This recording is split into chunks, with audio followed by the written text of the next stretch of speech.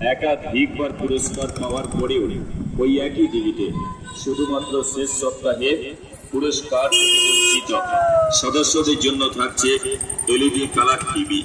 যারা এজেন্সি নেবেন গাড়ির সঙ্গে যোগাযোগ করুন। প্রচার গাড়িতে এজেন্সি দেওয়া হচ্ছে। এজেন্সি নেওয়ার জন্য কোনো টাকা পয়সা লাগছে না।